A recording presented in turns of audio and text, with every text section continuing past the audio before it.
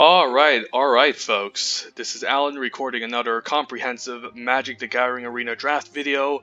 Today we have two choices. We can go to do another ranked draft core set 2019 or a ranked draft at Theros Beyond Depth. Just did two core set 2019s yesterday, so don't mind doing two Theros Beyond Depth videos today. So let's begin.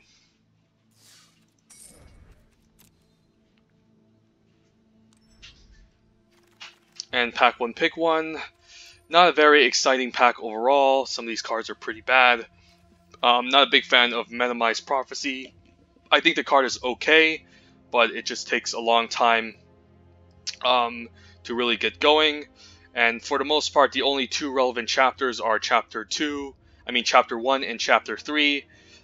Chapter 2 and Chapter 4 aren't all that appealing, since Chapter 2 can be a bit of a detriment since you don't know what you're going to play next that following turn, and Chapter 4, sure, you get to take a peek at one of their cards and one of yours to plan ahead for the turn, but the opponent will know it on their turn, the next turn, so they know that you know about the card, and yeah, you're not looking through the whole entire deck or what's in their hand. So Minimized Prophecy, to me, is like a worse version of Omen of the Sea. Sure, maybe you can draw two cards over drawing one card, but still, it is a lot slower than Omen of the Sea, which triggers right away, draws you the card right away, allows you to scry right away. And in a sense, Omen of the Sea allows you the extra second scry in the late game. So it's almost close to drawing an extra card with the Omen of the Sea. Yeah, so Minimized Prophecy is just like a worse version of Omen of the Sea in my opinion, but it's definitely playable. It's definitely main deckable in blue, but it's not very exciting. And opening up a dual land is not exciting either. Both of these uncommons are pretty bad. Looking at the commons, there's Revoke Existence, which I don't mind main decking a copy in my white deck. Artifact Enchantment removal is really excellent in this set. There's a Venomous Hierophant, which I'm a big fan of, and black is definitely a great color. White is also a good color, but it's not as great as black in my opinion. Just an excellent 4 mana 3/3 Death Touch that synergizes with Escape, since it fuels the graveyard. It can mill your escape creature, field the escape to get your escape creatures back from the graveyard, and 4 mana 3/3 Death Touch is surprisingly pretty solid. Synergistic Training is also fine, which I don't mind a copy of since it can also feel Undergrowth. I mean, not Undergrowth, it can feel the graveyard. It can cantrip and replace itself, which is really nice, and it can enhance a big high-powered creature to start trampling over. And also triggers Constellation, so Synergistic Training is also quite a versatile card. So in this pack, it's pretty bad. I mean, we have a choice between Revoke Existence and Venomous Hierophant. And again, I prefer black over white in this set since the removal is a lot better. The escape mechanic is a lot stronger. So I think I'm leaning towards the Venomous Hierophant. And hopefully maybe in pack 2 we can find a bomb in a secondary color in the first pick to build towards. But overall, not a very exciting pack 1, but Venomous Hierophant is a good card. Alright, well, now we have the Archon of the Falling Star, which is great. Nice 6 mana, 4/4 curve topper, and basically a win condition in the air. When it dies, you return a target enchantment card from your graveyard to the battlefield. So this is also very good. Rise to Glory is excellent. Of course, it is dual color, but it does share one of our colors in black. It's definitely great in the white-black auras deck where you're trying to use cards like Dreadful Apathy, put them on the graveyard, and then once you use cards like Rise to Glory, you get to play out the Dreadful Apathy and then revive a creature on the battlefield. So this is also very good.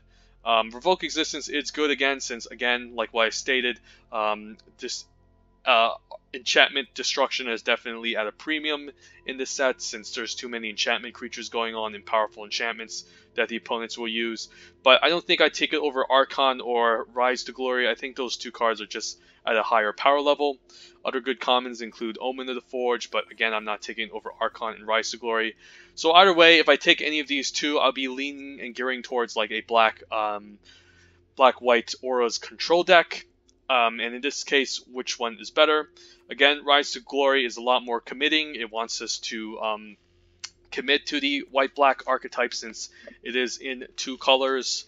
That being said, it does synergize with Venomous Hierophant pretty nicely since this can potentially mill an aura that you might need. But the Archon of the Flying Stars can also synergize for this Hierophant. It does need to die first in order to get the enchantment going, but it is a lot more flexible. It is single color.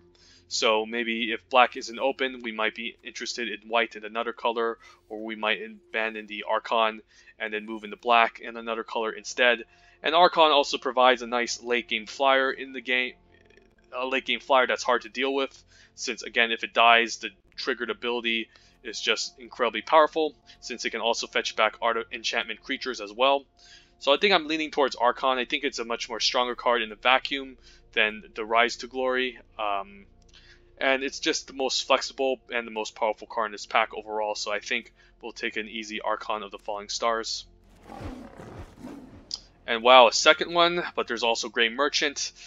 Grey Merchant wants us to be mostly in a black devoted deck.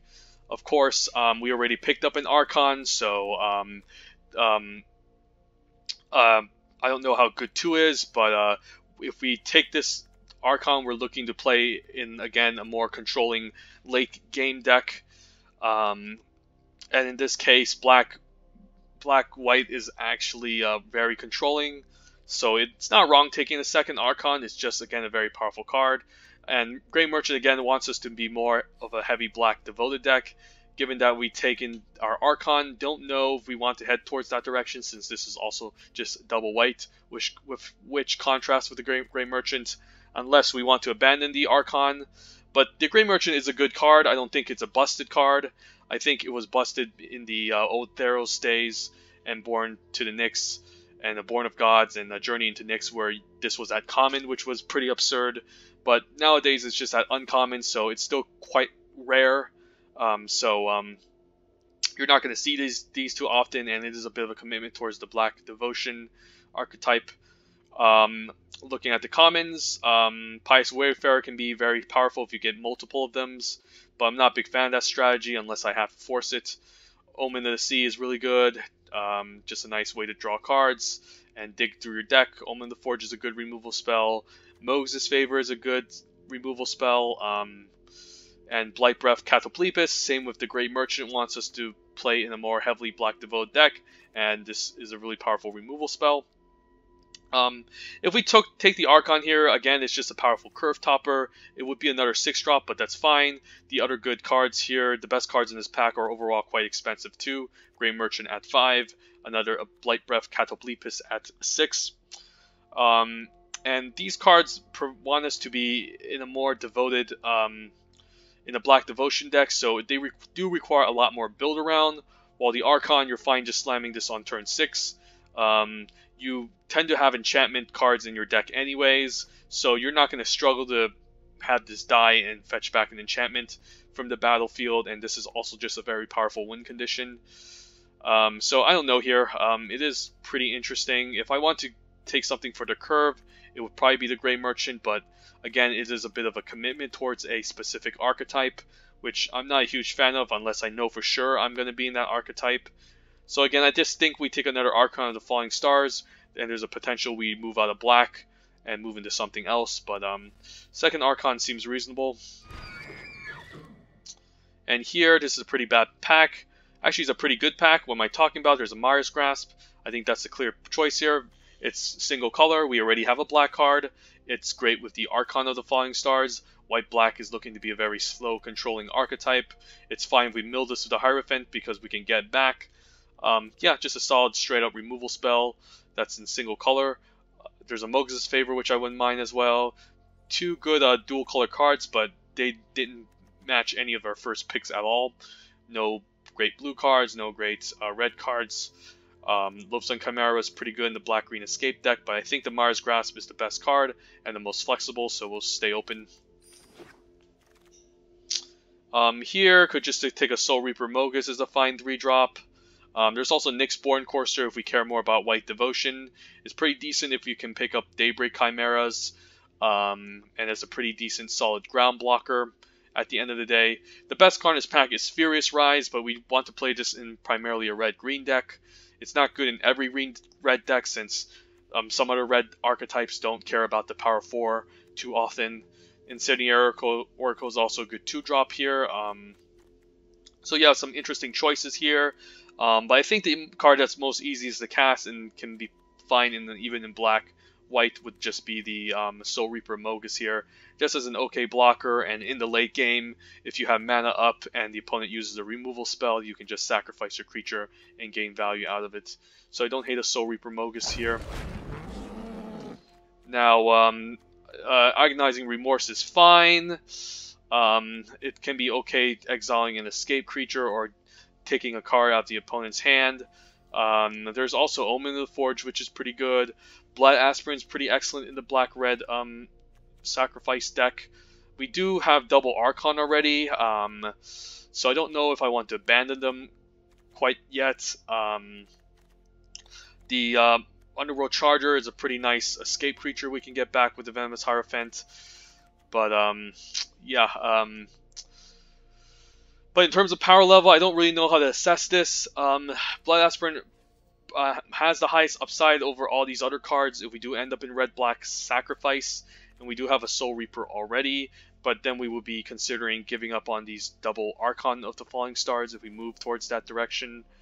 Otherwise, if we just want to stay single color black, like the Underworld Charger isn't bad as a fine escape creature to get back, even though black-white isn't looking to be super aggressive again. And Agonizing Remorse is an okay 1-for-1.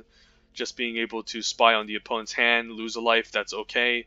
Get a creature out of their hand, maybe exile an escape creature, it can be fine. So, yeah, it's hard to analyze the power level, but it seems like we are passing up some good red cards. So I don't know, maybe we just take the Blood Aspirant, and we picked up some good black cards already, and sometimes you do have to abandon your first 2 picks, and we might have missed out on a nice Blight Breath Catoblepus or Grey Merchant of Asphodel, but I think the red cards here have too much of a unique effect here that I don't want to just force myself into mono black just to stay open, since, I mean, Agonizing Remorse is a fine card, but it's just like a duress at the end of the day. You don't really develop the board or anything. You could exile a nice escape creature, but that's only early on. It's pretty bad in the late game if the opponent dumps their hand. So yeah, and it's quite situational. Underworld Charger wants us to be in more like black-green escape deck, or black-red escape, I guess.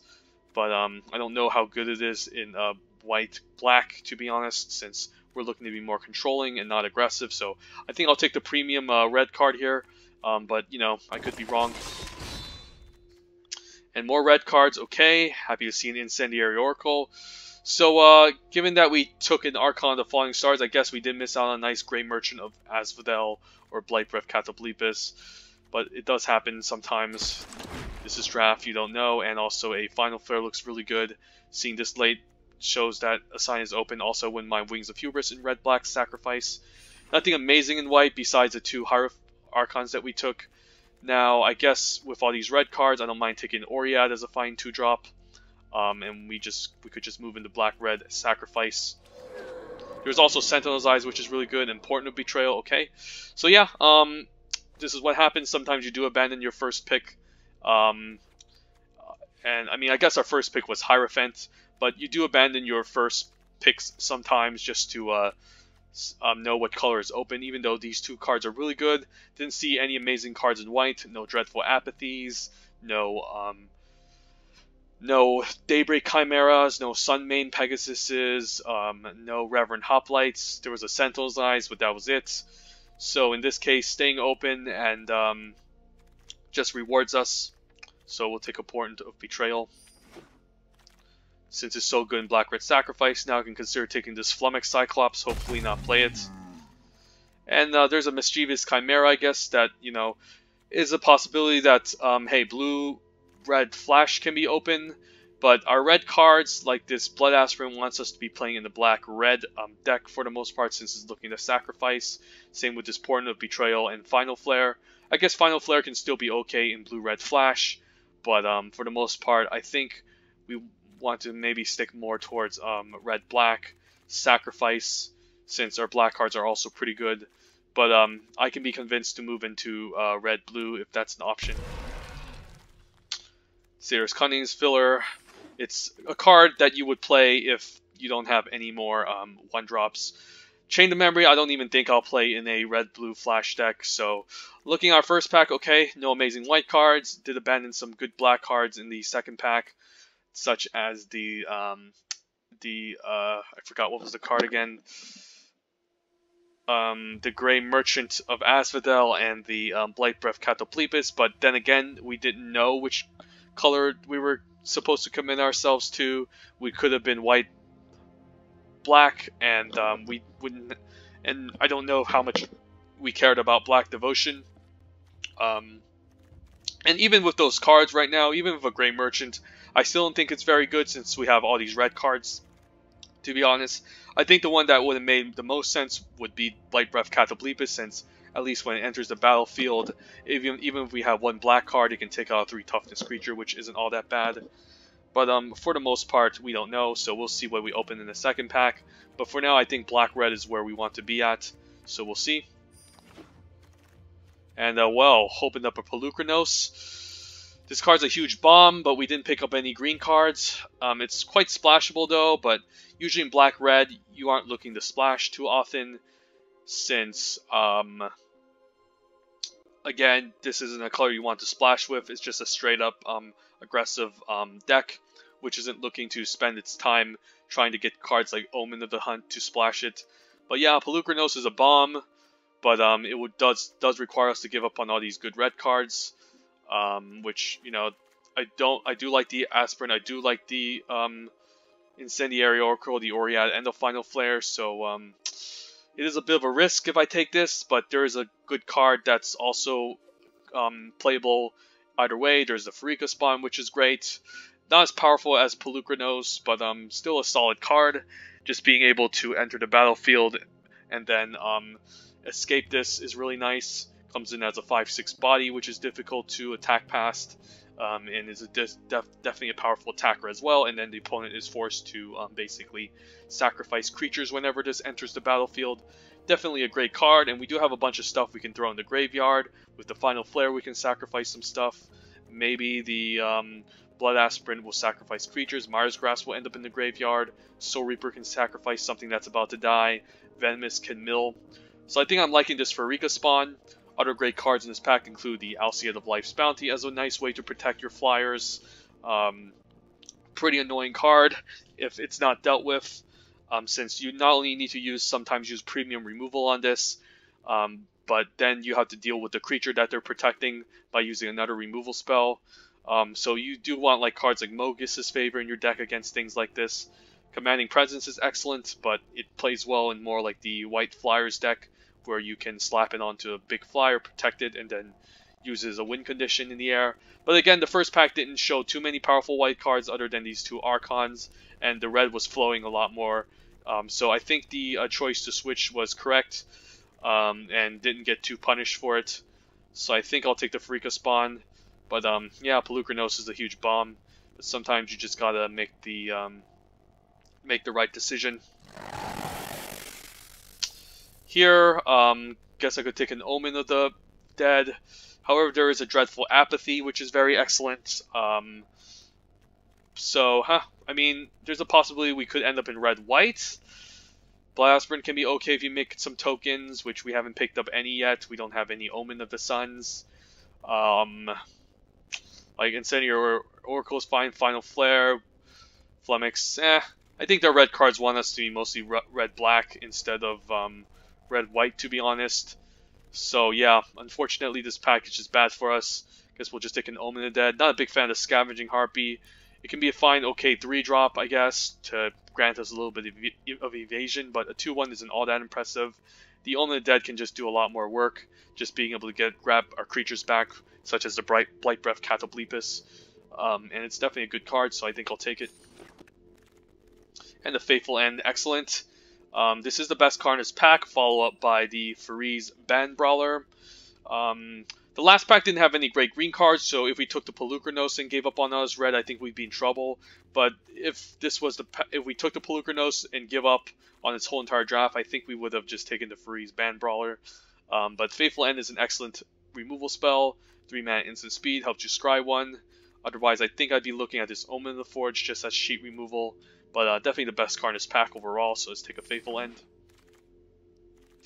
Now I could just take an Underworld Ragehound as a nice escape creature. This pack is showing a lot of good white cards. Daxos, Daybreak Chimera, and Sunmane Pegasus. But yeah, the first pack did not deliver, and the pack 2 pick 1 had Pharika Spawn and the Polukranos in it. There were some good white cards as well, but still, it's hard to read the signals sometimes. And I think we just want to have the Underworld Ragehound, our first copy, just as a good escape creature. And it's just an early drop that can get in points of damage. There's also the Wings of Hubris, which I wouldn't mind. Rage Scar Berserker would be a fine curve topper in this deck as well. But I think I just gotta take the Underworld Ragehound. I think I take a second one here. Double Final Flare can get very excessive. We don't have too much stuff to sacrifice, to be honest. I don't even know if we're going to play this Flummox Cyclops, to be honest. What do we have to sacrifice? I guess the Omen of the Dead, really. So it doesn't seem that amazing. Don't really want to sacrifice my creatures. We have a bunch of sacrifice outlets. We just don't have enough stuff to sacrifice with, other than this Omen of the Dead. So I don't think it's a third Final Flare. I think it's just a second Underworld Ragehound here. A second Portent would be also okay, since I have Blood Aspirant and Soul Reaper. But it is kind of asking a little bit too much of us, since we do need a lot of mana to get this combo going. Basically 7 mana for the Soul Reaper, 6 mana for the Blood Aspirant, and 7 mana with the Final Flare. All in one turn, basically, since this only lasts until the end of turn, so it is a little bit difficult to pull off, but I guess I'm fine taking a second Underworld Ragehound. Not a big fan of Enemy of Enlightenment, just not a very impressive card. Now I can just take a Lampad as another nice sacrifice outlet. Decent blocker in the early game, can maybe drain the opponent out as a win condition over the second Final Flare. And I don't mind a Discordant Piper here, just as sacrifice fodder, again, that we could use for the Final Flares, for the Blood Aspirant, for the Soul Reaper. We definitely need some sacrifice fodder, otherwise this deck won't be too functional. So I don't mind taking it. Otherwise, I wouldn't mind a Rage Scar Berserker as a fine top-end creature. And I don't mind this card as a fine top-end creature. Usually, there tends to be some 5 toughness creatures you want to attack past, like the Turtle at 2, and the Nyxborn Courser, the 4 mana 2/5 double blue card that's pretty difficult to get past. But gotta take the Discordant Piper here. Just need to sacrifice Outlet. Now I can take a Hero of the Games as a fine 3-drop. Since our 2s are looking quite stacked already, don't think we need a Temple Thief, which I don't mind Temple Thief if we need a filler 2-drops, since it can sometimes attack past these enchantment creatures and can get in some easy points of damage, but otherwise it's not that exciting, while the Hero of the Games can be nice with Wrapped in Flames and the extra power could matter. And we do have a bit of a gap at 3, so could use an okay 3-drop. Here, I don't know, maybe Traveler's Amulet in case we splash another Polukranos, but I highly doubt it. Now I guess I can take a Scavenging Harpy as a card I can play on 2, 3. Don't think I need a second Oread. I think I would like to have 1 Oread and a copy of Thrill of Possibilities, however, but we do have a gap at 3 that this Scavenging Harpy can fill, even though it's not a good card. Maybe we run 2 Final Flares, we'll see. And okay. Second pack went okay. We even wheeled a Portent of Betrayal, shows that red is open. Final pack, what do we need? Our removal is okay as of right now. We just need stuff to sacrifice, I guess. We could use an Omen of the Forge, more Omens to sacrifice. Maybe a Wings of Hubris to allow us to fly over. This deck seems to be quite low to the ground and aggressive, so it could just be a 16-land red-black aggro deck. So we'll see what we open. And, well, how good is Perforos? Not very good. Let's read this. It's 5 mana indestructible. It isn't a creature as long as your devotion is less than 5. We do have a lot of red devotion. However, I can make an argument that the Underworld Ragehound is forced to attack for the most part, and since it's forced attack, it ends up in the graveyard too often, and therefore it won't be able to provide the devotion needed for Perforos. Other creatures you control have haste, it's fine. And then the 3-mana ability, you put a red creature or artifact creature from your hand in the battlefield, sacrifice at the beginning of next end step. Yeah, not an ability that you really want since you end up killing your own creatures. It's pretty decent with the escape creatures though, but other than that, they usually end up dying anyways by trading off and blocking. So yeah, don't really need a hasty way, so to speak, to get rid of your escape creatures right away and put them in the graveyard. So not a great limited card, would never first pick it, but pretty nice artwork to be honest. I think Anax makes more sense. Just being able to provide those 1/1 Satyr tokens is nice for our Final Flares, maybe our Lampads, our Soul Reapers, and the Blood Aspirant. By far, probably pack 1, pick 1, I would go for the Annex. I mean, it's close with the Commanding Presence as well. Return Nature is also a pretty good card here. Funeral Rites can be really nice if we want to fuel our escape even more. But I think it's a clear Annex here, since we have a lot of good red creatures that can provide with the devotion needed. How good is Furious Rise? Not really. We're not really that red deck that cares too much about 4 power, unlike red-green, so I don't think we need it. I think I'm liking this Omen of the Forge just as a nice cheap removal spell we can use in this deck. It's also a nice target to sacrifice with Final Flare, and sometimes, and if you sacrifice this with Blood Aspirant on the battlefield, it also gets a 1/1 counter, which is really nice. I mean, having all these nice sacrifice creatures is great with the Blood Aspirant because it's whenever you sacrifice, it grows. If this wasn't this pack, I think I'd be looking at maybe the Underworld Charger, but I do have a good number of escape creatures already with a Pharika spawn and double Underworld Charger, so I think it's a clear Omen here. I think we just need to cheap removal. Yeah, I don't hate a Skovos War Leader. How good is the Eidolon? It's only good with Myra's Grasp, and not too many auras we're putting in the graveyard, so probably not the choice here. Yeah, I like this War Leader, just a nice expensive curve topper that we can use, and plays well with the Portent of Betrayal, since you can just pay 1 to sack with this. So yeah, great card, we'll take it. And I guess now maybe we take an Underworld Charger since we're looking to be more low to the ground and aggressive. We do have a Flummox Cyclops already. Enemy of Enlightenment isn't amazing since it's really expensive, and there's some turns where there's some decks where the opponent can just draw a million cards and then basically Enemy of Enlightenment dies. It also forces both opponents to discard cards, so it can be detrimental in your favor. And 6 mana is quite expensive for what it's worth, so not an impressive card. Probably just take an Underworld Charger as another escape creature. We might not main deck both Underworld Chargers because, again, being forced to attack can be kind of a detriment. And we kind of want to limit the number of escape creatures that we have so we don't end up eating all of the escape fodder for our Pharika spawn. I could see myself potentially cutting 1 Underworld Rage Hound and then playing a Charger instead, since this can be a 5/5, which is pretty powerful. Already have 2 Portents. Don't think Arena Trickster is a good red card outside of red-blue. Think I don't mind taking another Omen. Might play it, might not. And Incendiary Oracle is an excellent 2-drop. Just exiles creatures, and in the late game you can pump this to trade up, so it's a great card.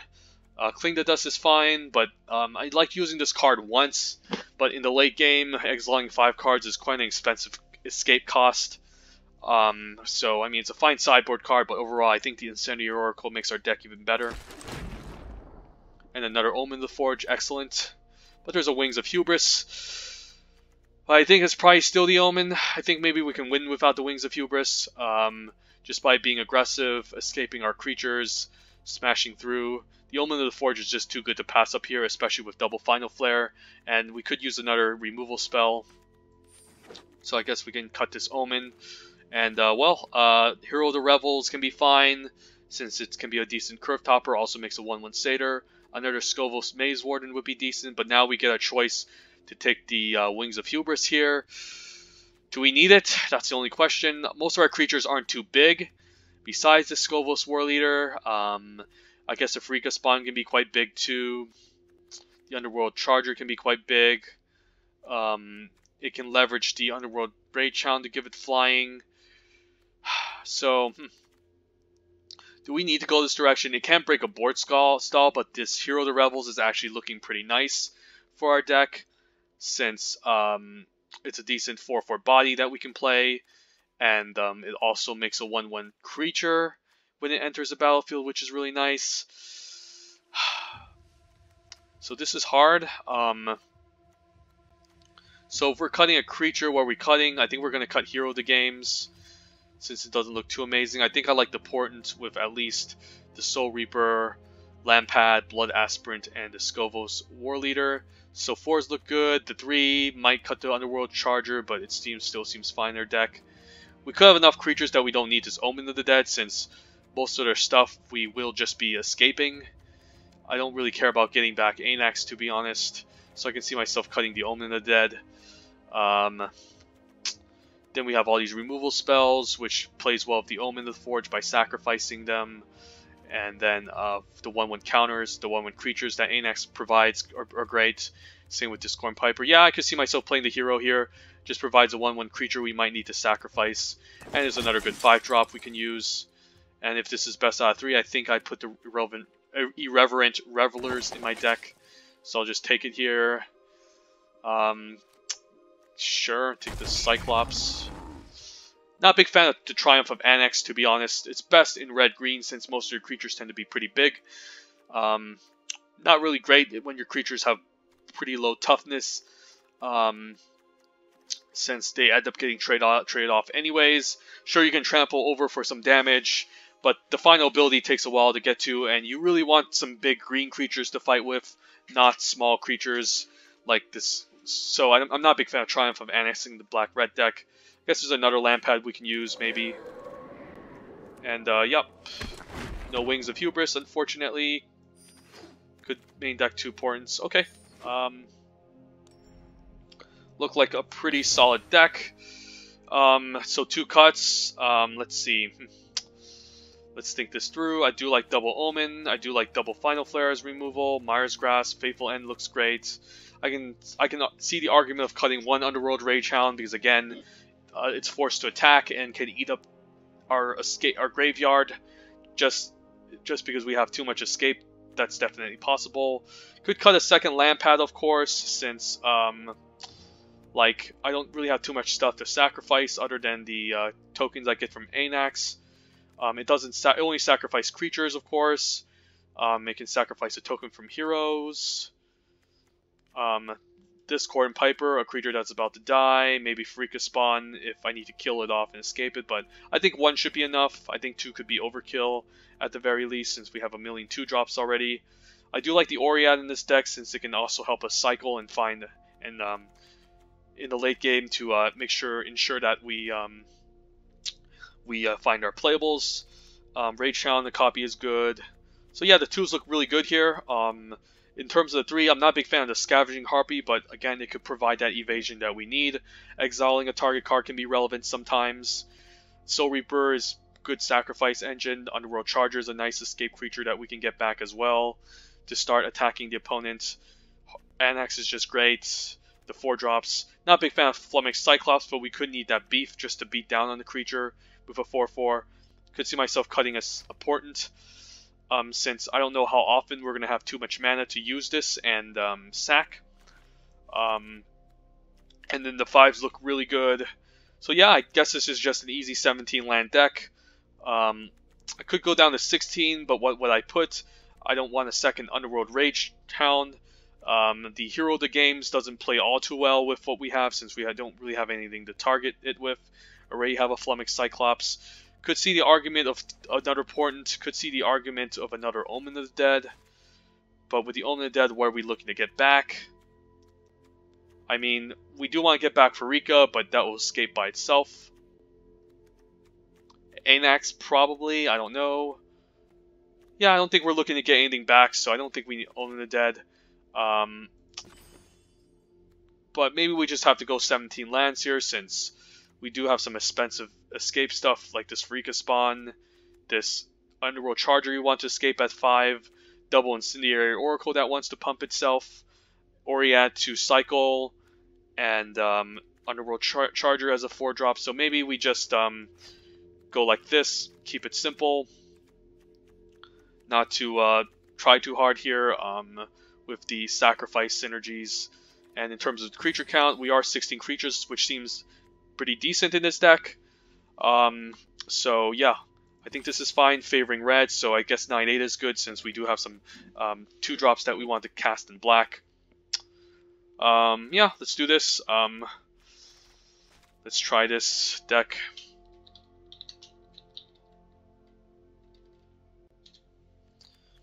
What we're missing is a picture of the Soul Reaper, not the Soul Reaper, Mogus, the other one, the 2-drop, the Slaughter Priest of Mogus. But yeah, I think we can win this without the what's that? Whatchamacallit, Wings of Hubris, since we do have a decent amount of creatures, removal, and nice late game curve toppers and Pharika spawn we can get back. Hopefully it doesn't get exiled, of course, but Underworld Charger is also a nice win condition. So yeah, let's try this out.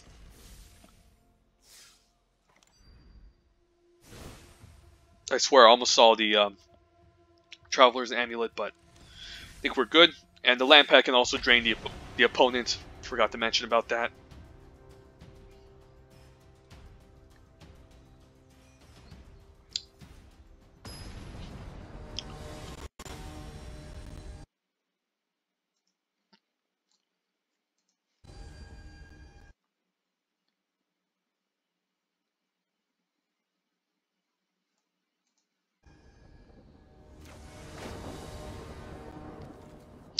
On the play, no 2-drops, bunch of removal spells. We're on the play though. Do I mulligan this? It's pretty reactive while our deck wants to be proactive. So I think it's a fine mulligan. And this looks like a good keep. What do we bottom? I don't mind the Scavenging Harpy at 3, to be honest. We are on the play though. And this isn't that great of a card. So I think I'll bottom it.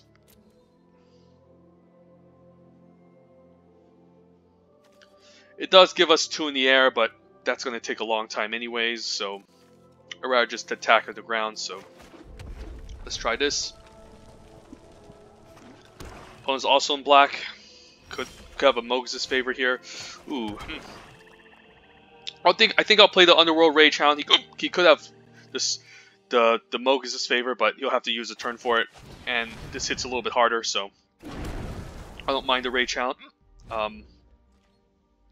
Sorry for the hiccups.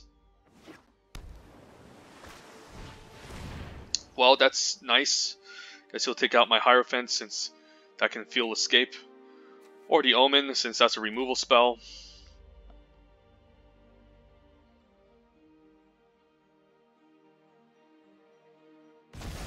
I think that's the correct choice here, otherwise I'd be fueling the graveyard constantly. So let's get in there.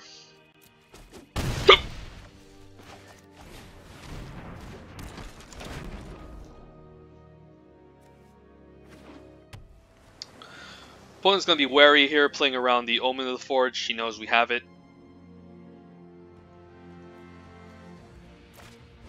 Inevitable End, okay. I still prefer that he uses Inevitable End on the Oracle, since this usually is going to end up dying anyways. But now I can pump the Oracle twice and get in.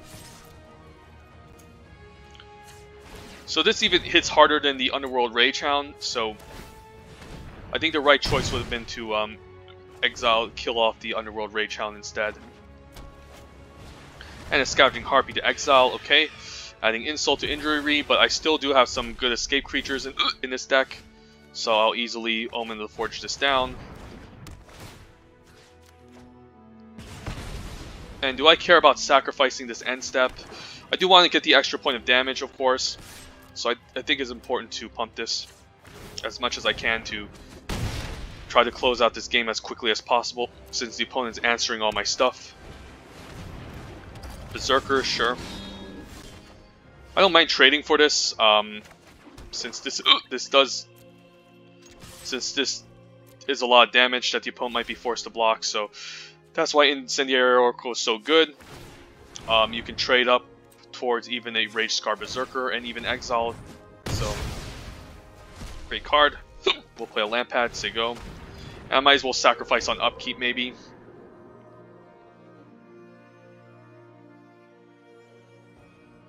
I mean, I could save it because if I top deck a playable, I mean, we'll see. Yeah, I think I sacrifice on my upkeep. I'd be pretty heartbroken if there's a 4-drop. Well, there's the Omen of the Forge, which isn't bad. I guess I can shoot him in the face and scry again, which isn't a bad idea. Since I do want to eventually close out this game. And do as much damage as I can to the opponent. Omen of the Dead, okay. Guess he'll get back the Harpy. Interesting. Interesting that he didn't get back the... Okay, I guess he couldn't get back. Now instead we can kill off the Harpy, since I guess he can still exile my Oracle.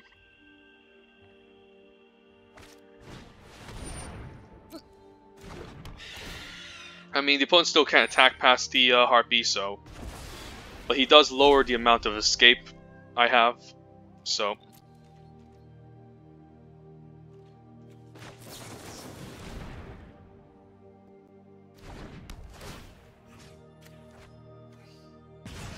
And I think we scry again on the upkeep.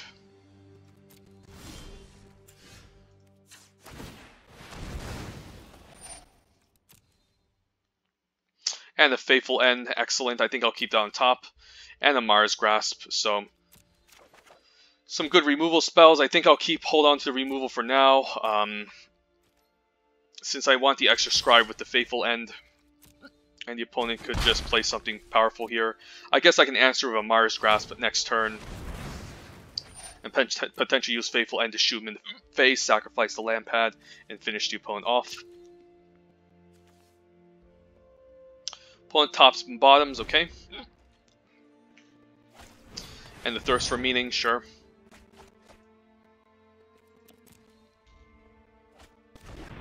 Opponent sacrifices his own Lampad, okay. I mean, dumps it in his own graveyard, sure.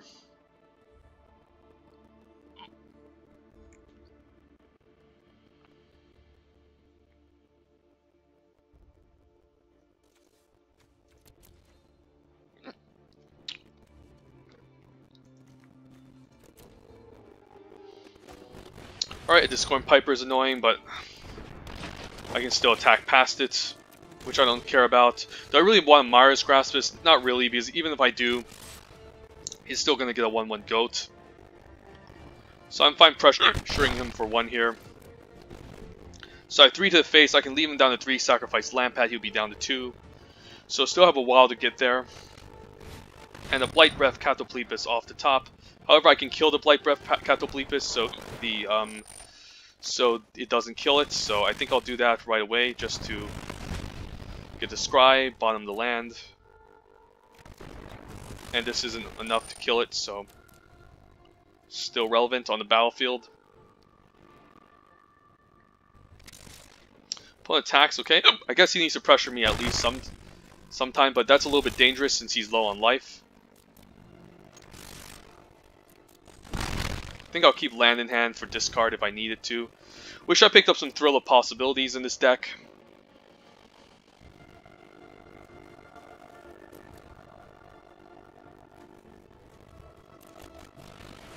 Wings of Hubris, sure. Not something that I'm scared about. Sure, poke me in the air for 2.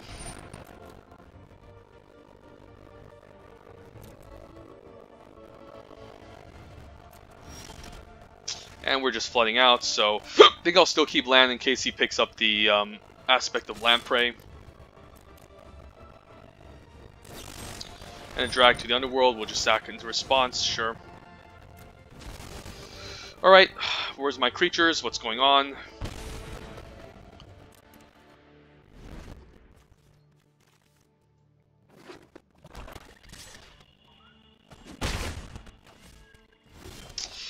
Alright, Anax is very good. Think I'm fine just playing it out here. It could get countered, hopefully not. But it's possible, but yeah, definitely a very good card. We'll say go, keep the lands in hand in case he has the aspect of Lamprey, making me discard 2. Opponent's also flooding out, which isn't bad. Now I can force the opponent to chump. Think I'll play out the Scovos War Leader first. Yep. And I guess I can play on my mountain just in case he kills Annex. I can sacrifice it. I don't know if that's relevant at all. I guess it's relevant if he exiles with Final Death.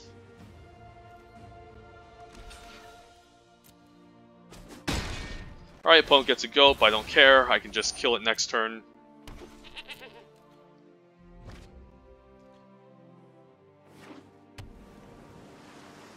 Opponent's really missing out on some playables. That's pretty odd. Do I just Myers Grasp this?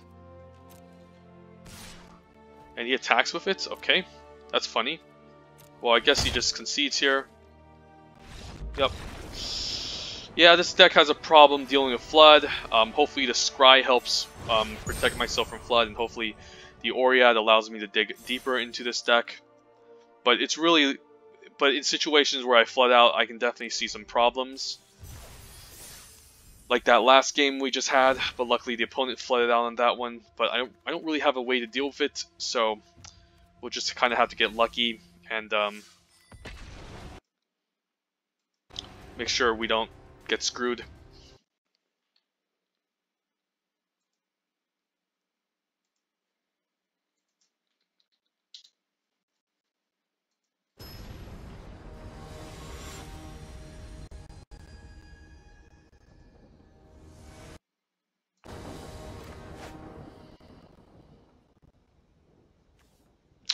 Yeah, 2 drops, 3 drops, looks good. Looks better than our first hand, to be honest, in the last game.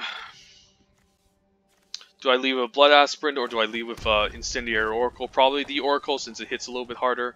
The Aspirant can potentially die to a Mogus' favor if the opponent's playing black. But the opponent's on blue.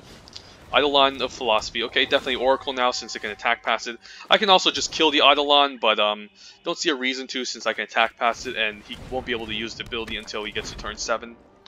So definitely fine leading out with an Oread. Could attack next turn. If he tries something, I can just Omen. We'll move to attacks, see what the opponent does.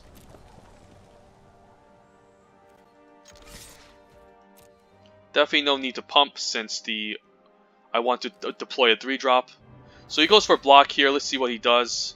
He could just flash into Starlight Mantle and we can ambush him. Alright, I knew he would do that. So now we can 2-for-1 the opponent real nicely with the Omen. So yep, that's the reason why you keep up. You don't tap out before you attack.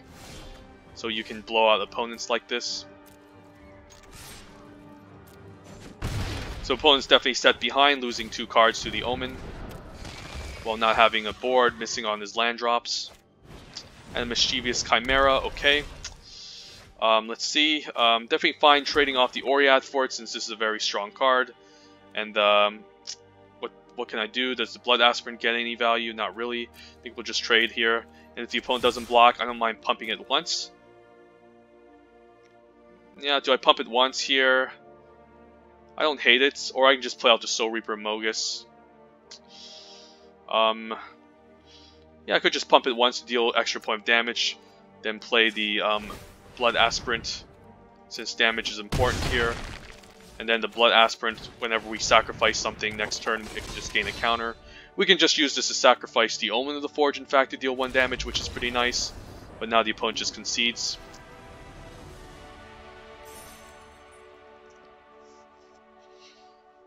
Guess the opponent didn't really have the way to deal with the early 2-drop that we had, so kind of got rewarded there for what he did. So yeah, still looking good. Still don't think I need to change up anything. I think we'll keep going.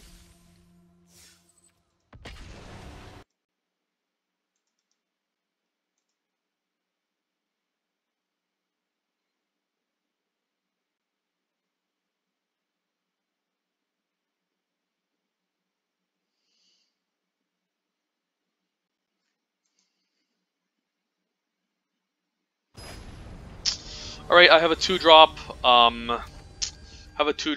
No good 3-drops, a 5-drop. It's a bit of a stretch, but I think it's a fine keep since I have a 2-drop. We are on the draw. Hopefully we can draw into like a 4-drop or like a 3-drop at least. But yeah, we'll see. And fine playing out Double Mountain because I still have Annex that I want to cast on 2. Opponent's playing in the same colors. Starts off with Slaughter Priest Mogus, which is a very good card. But we do have a Faithful End to answer it next turn if we have to. The question is, do I trade for this? If I trade for this, I won't have a creature on the battlefield. Opponent could have like a trick here since it's a strange attack. So I don't think we block. And we can Faithful End this next turn maybe. Probably has like an aspect of Manticore.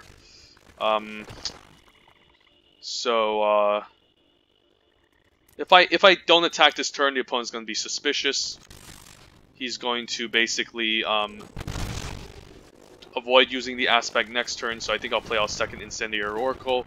If he attacks, I'm fine taking 2. This does imply the aspect of Manticore, otherwise he wouldn't freely trade this. Alright, Iroa's Blessing is fine, so now we have a good target for Faithful End. And do I do it now? I think I do, since he could like have his own Omen of Forge. Don't hate the Flummox Cyclops. Just another good body we can use.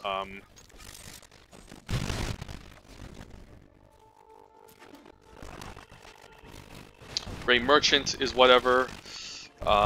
So now I guess I can play out the heroes, which I don't mind since it can attack past his 2/4. I can always attack first, and if he blocks, I guess I could trade. But if I do that, I waste my whole turn. So I think the correct choice is just to play out the heroes. It also gives me a 1/1 token I can sacrifice to Final Flare next turn. So I think this is a good turn to just develop the board.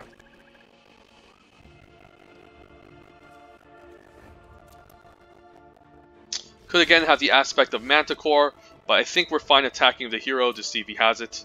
And if he does, I'll happily sacrifice my 1/1 token to get rid of this Gray Merchant, and he does, since he attacked last turn with it. Right, so now he has it, so now we'll punish him. He could have his own Final Flare, but I still think we do it now to avoid some awkward situation. And if he has his own Final Flare, I guess we'll still get value since probably has his own Final Flare, whatever. That's okay. Alright, drag. That's fine, sure.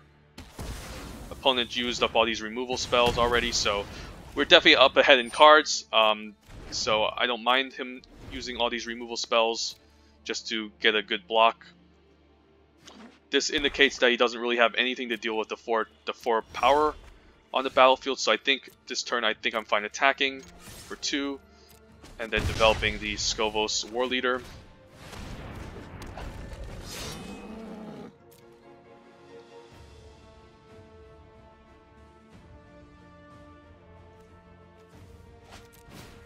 A Dreamstalker Manticore, well I guess we'll answer that with an Omen of the Forge. And a Portent just to attack me for 4 in the Scry. That's quite desperate. But I think this is because he doesn't think he's going to win, obviously, so we'll just get rid of this. Smash in there for a nice 6 damage, and then we'll play the Flummox Cyclops and force the opponent to block. And it should be game over if he top decks a land, so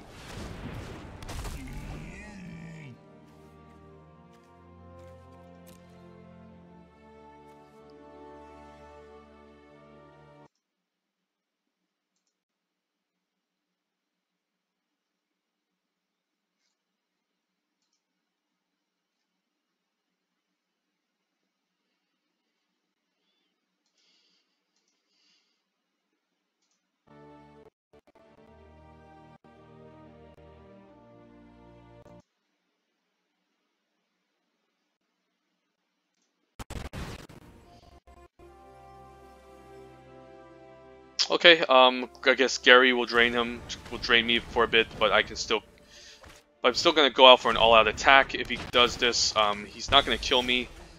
Could just Mars Grasp this, get in an attack. Force him to block. I mean, I don't mind the Incendiary Oracle trade, or I could just attack with these 2. I am scared of dying to Gary though, so I think I'll attack with both. Force him to trade off for this Incendiary Oracle, and then basically kill him next turn, since this should be more than enough.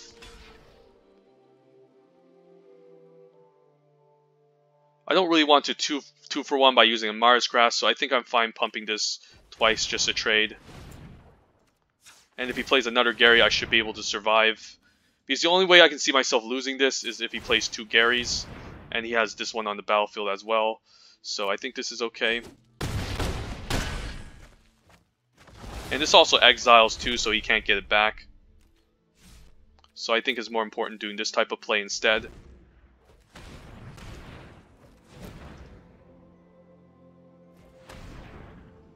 Guess the opponent's scrying on his upkeep, makes sense. But it's pretty hard to win from here.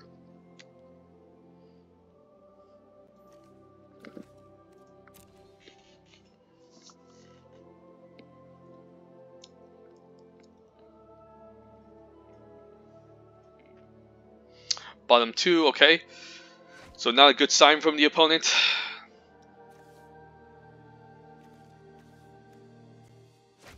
And a Discordant Piper, sure. I guess I can just sacrifice the enchantment to give this menace, basically, and kill him, so I think this is easy.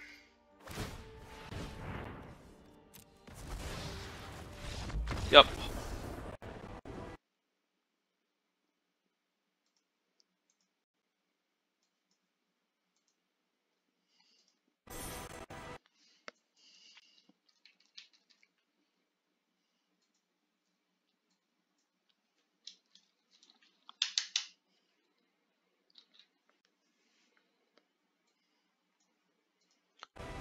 Alright, just posting something. One moment.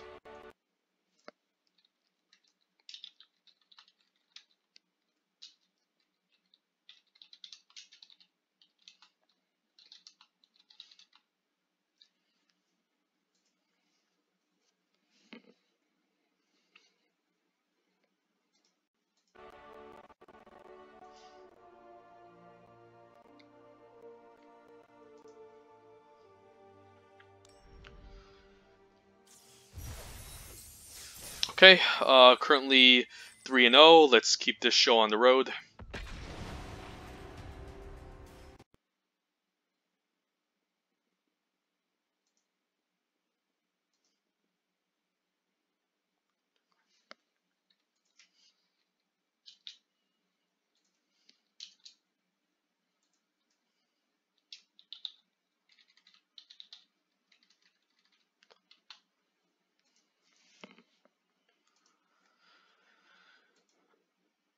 Alright, this is a good keep.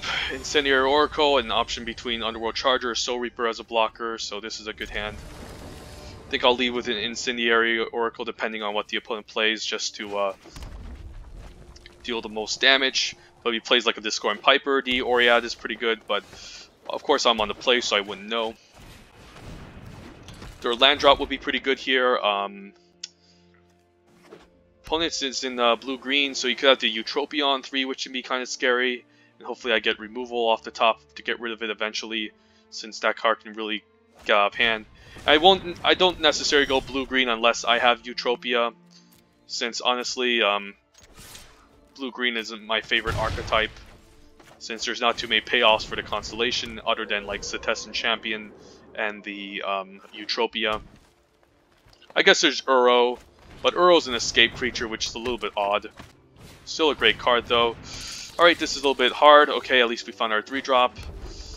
I think we're fine attacking the Incendiary Oracle here, and if he wants to trade, that's fine. I think I need to get rid of one of these, at least, since both of these cards are pretty powerful. And he's fine using up my whole turn just to pump. I think I'm fine trading off here. Since this card can get really out of hand if he activates this in the late game. Or he could have just done that to just trade. And a Relentless Pursuit, okay. All these cards are a miss. And he only gets a land off top, not bad. And no 4 power as of right now, so I don't need to worry about anything. Okay, land is good. What do I play here? Don't think I need to exile anything in the graveyard. I guess he could have Uro, that's the reason why he is playing an escape deck. Here I think the Underworld Charger is just a good attacker. It can start pressuring this Nessian Horn Beetle if he doesn't have any 4 power to give it counters next turn.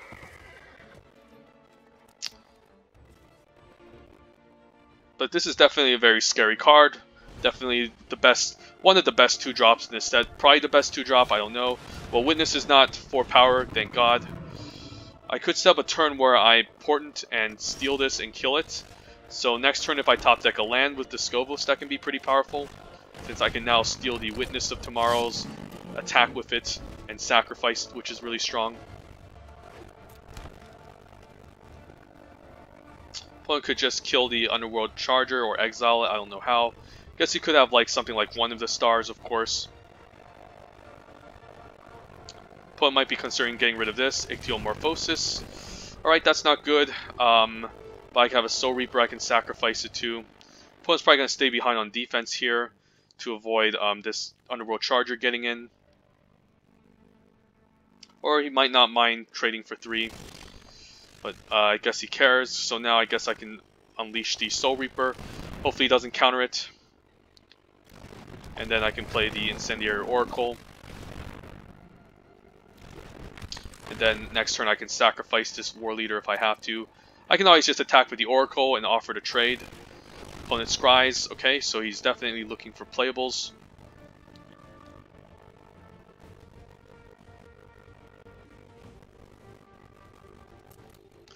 Keeps on top, so it's a good card.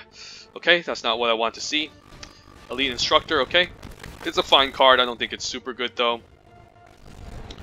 Ooh, okay, the Arachneer is very good. I guess he can just escape it now.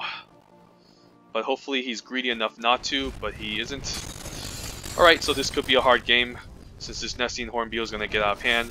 I do need to steal this Horn Beetle to start pressuring the opponent. Guess I can start by maybe sacrificing the War Leader. I could use it as a chump blocker first. But I think it might be more important to find something with this. Otherwise, I don't know how I'm going to deal with the Horn Beetle. Ooh, Fateful End. I think I just fire it off now before that thing grows. So we'll just do it right now. Bottom the land. Do I need to bottom the land? I guess if I keep the land, I now have access to the Portent of Betrayal at 4, and then I can sacrifice, which is really good. So I think I keep the land on top. Do I attack? No, not really. Now which card do I sacrifice and steal?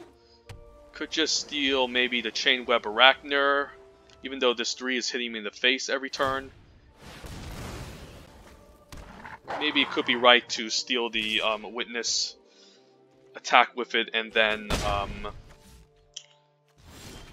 sacrifice it. I think I'll try that. So I think I'm happy playing this Portent here.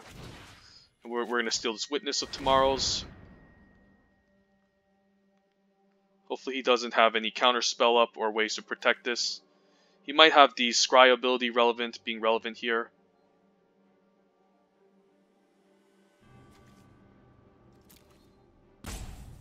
Yeah, I think he's going to do it here. And the sad part is that he should have enough cards in the graveyard that I can't exile this spider. I guess we can bomb this island, this land, which is fine. Then we'll move to attacks. I think we'll attack with the Witness. I guess if he blocks it, I don't mind him blocking it here. I'll sacrifice it anyways just to draw a card. I mean, it's a chance that he could have forgot, but yeah, we'll do this. And then I guess the game plan is to basically start looting with the Oread.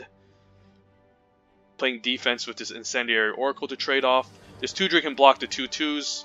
I can definitely leave up mana for the Oread to loot away lands and step, and keep up the Incendiary Oracle to trade. Well, this is annoying. So now he can start attacking with his 3/2, which is pretty dumb. Guess I might as well just play the Scavenging Harpy, but I do want to kill this Chainweb Arachneer, I guess. And a Brine Giant, okay. Might have to just play this Harpy, unfortunately. Could just put everything in front of this, which I don't hate. I do lose out on the Soul Reaper. Okay, opponent doesn't fall for it. Huh. I do want him to lose the Spider, and then I can just get it back. I think I can play out a land, I guess, since how much can I pump with this Oread? 1, 2, 3. I guess I can pump it and trade for this Brine Giant, which I don't hate. I can also just sacrifice this Underworld Charger as well. So I think we say go.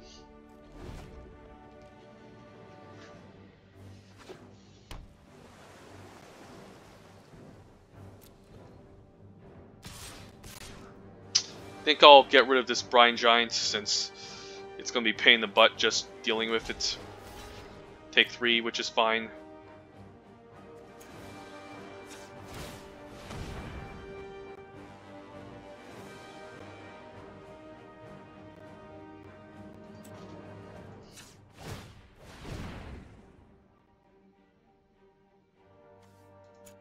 And then we will trade off for this 5/6.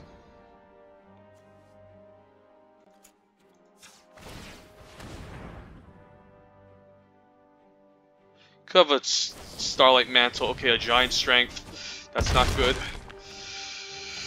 Alright, so we're in trouble. Annex is not bad. Guess I can play him. And then I guess I can start looting away stuff or using this Soul Reaper. Don't mind looting here, I guess, which is fine. Get rid of this island, and a Final Flare isn't bad. I think we'll say go.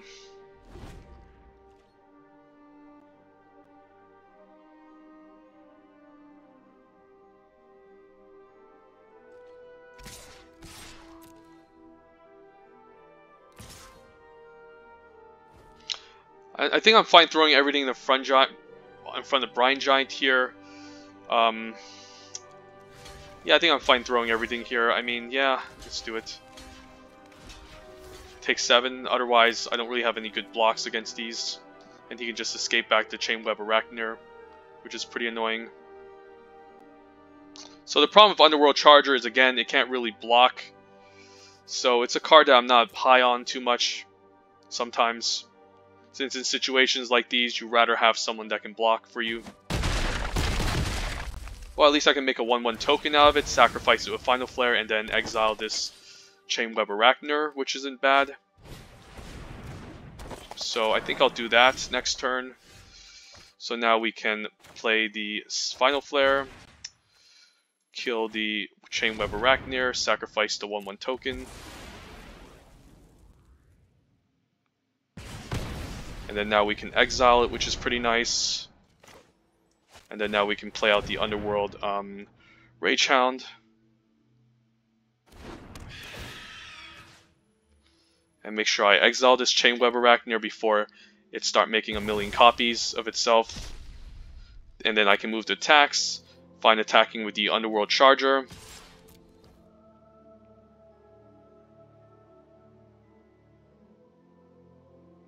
I don't mind if he double blocks this. I'm fine killing off the Skola since he can gain a bunch of life with it. And now the Underworld Charger Rage Hound looks really good here. And which one do I trade off in this circumstance? The opponent is just trying to mill himself, I guess, to get to Uro. I think he might have an Uro in this deck since he's doing all this milling, which is a little bit absurd. But it is what it is. I think I trade out the Underworld Rage Hound again if he decides to attack, since his 2/1 can start pressuring the opponent instead. Ooh, the Scorn Piper isn't bad, so let's move to attacks. I might just play out this Discordant Piper. I should attack with the Scavenging Harpy, bit of a misplay there, but I guess keeping up a blocker isn't bad since I'm at 4. Now we can play out the Scorn Piper, which is decent.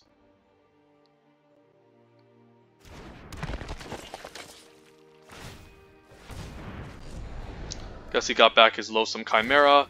I guess he has Uro. He has to have Uro in this deck to be doing this, because I can't imagine why anyone would activate this a million times. Gets rid of his Kraken. Don't know if there's any recursion in blue-green besides like the green escape creatures. I think he has Uro in this deck, since if he's doing this, since it is kind of awkward that he's activating this a million times. Or he could be looking for a Voracious Typhon, which is a very good card as well.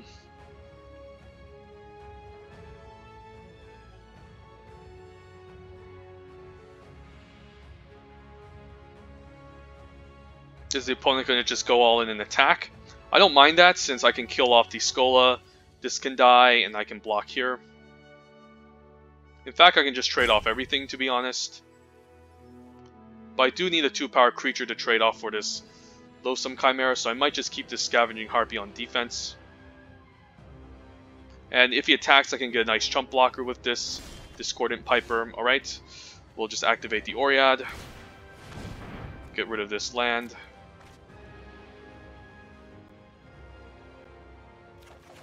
Ooh, and a Final Flare. That's really good. I think I'll move the attacks first.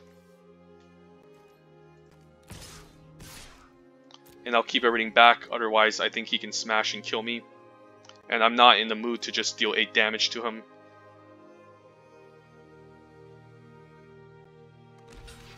He can get that back with Escape, so I don't care. So I guess we let this happen. Now my question is, do we need a Final Flare? Or do we just develop our Underworld Charger? Maybe we just develop the Underworld Charger at this point, since I think I should have enough to survive the potential attack with the Trample creature.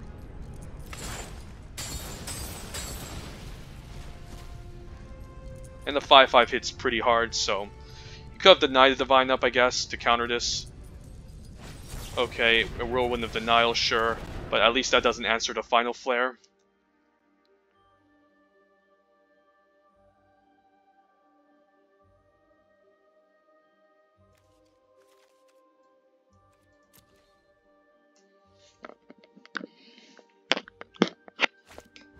And a Loathsome Chimera still exiling stuff. I mean, he can get these forever. I don't really care if he does, to be honest. Ooh. Alright, I think I need to put a bunch of blockers in front of this. It's going to hit me for 7. So I do need to absorb some of this trample damage, otherwise I'm dead. So I do need to put like the Discordant Piper and the Anax in front of it. Alright, this is going to be tricky. And I can take 2 from one of them. So I think I'm going to block like this. So this is going to absorb 4. And then I can block like this. I do want to get rid of the Skola Grove Dancer, of course. And then I can keep this behind as a blocker. To prevent the most damage. And I should be able to survive this trampling over. And I should be down to 1 with this attack. So. And I get a bunch of 1/1 tokens as well, which isn't bad.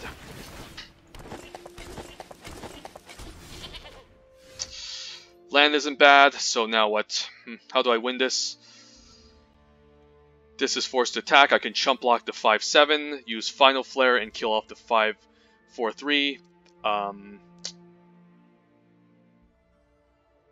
I could just Final Flare now, kill the 4/3, attack with everyone. What happens?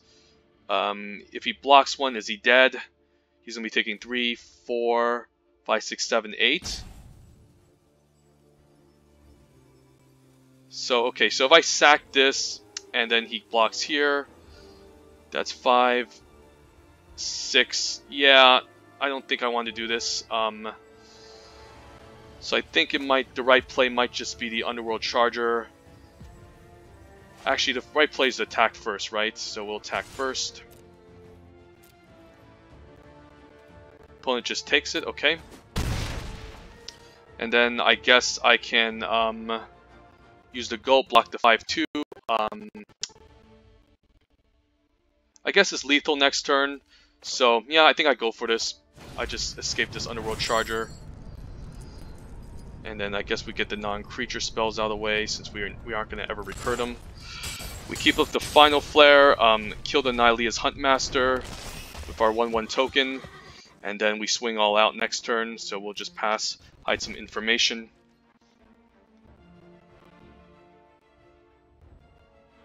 Unless he has a removal off the top, I think I should be in trouble. If he kills his Oread, I'm dead pretty much. These can't block. But I just think this is the turn where I set up lethal, so we'll let attacks happen. Alright, so what we're going to do is we're going to block like this, hit pass, block here, block here. We're going to move the damage, we will sacrifice the goat with Final Flare. Alright, and this should be game over, if I'm not mistaken. Just tilt the opponent like this. Even if he puts up a big blocker, I should have 5 damage to kill him off. I'm surprised the opponent milled himself a million times but didn't play his Iroa yet. But definitely a very close matchup. If he had a single removal spell, I'd be dead. If he got rid of the Oread, I'd be dead, so... Happy to have that Final Flare in my hand.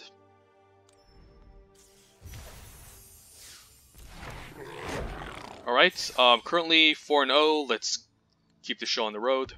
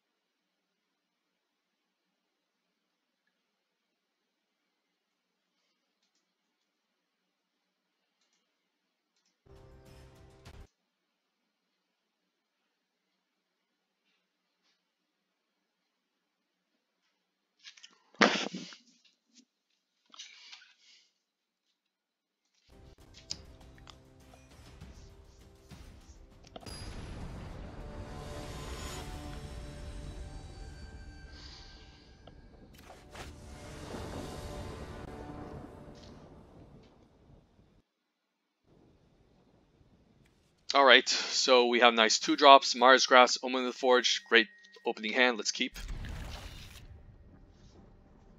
Lead out from Mountain, because we might play the Incendiary Oracle, first, or the Lampad, depends on what the opponent plays, of course, again, so.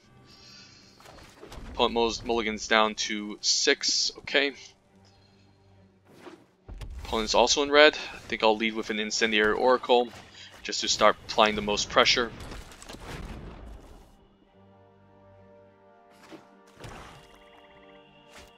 Slaughter Priest of Mogus, that seems like a good Omen of Forge targets.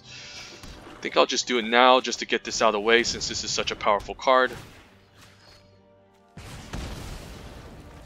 I could, if there's an argument to use Mars Grass because this is instant speed, but sometimes the opponent could have something at 3 toughness which I need to remove that I can't, and the Mars Grass does a better job.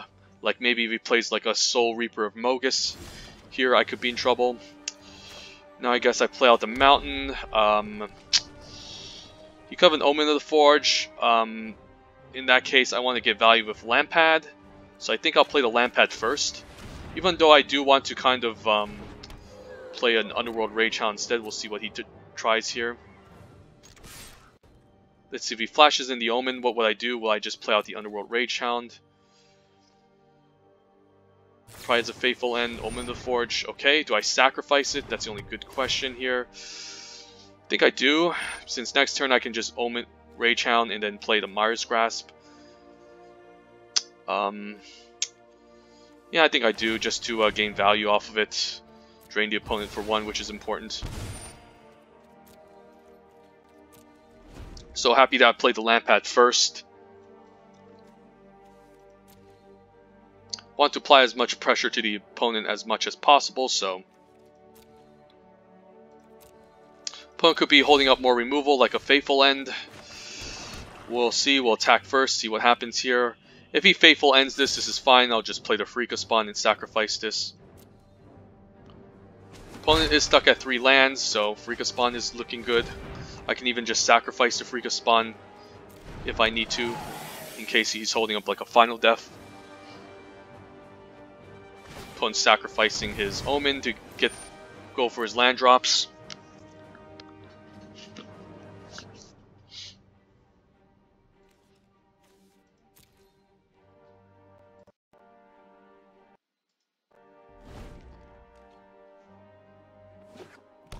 For lands, next turn he should have the Final Death mana up ready, and I do need to keep up 1. Okay, opponent has his own Pharika spawn. I don't think I Mars Grasp it because I think he's more likely to escape it first than me. So I think we pass.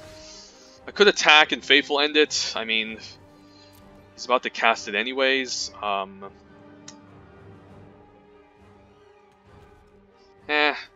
the question is, do I even play out the Underworld Ragehound? That's another good question.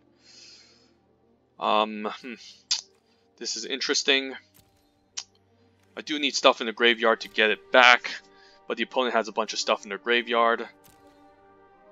So if I attack here and I use Faithful End, what happens? Then I can kill this off. But however, he can just get it back. So this could just be a board stall, I guess, and I don't really want to play the Rangehound into a 4 toughness body. So I think we just say go. As weird as that seems.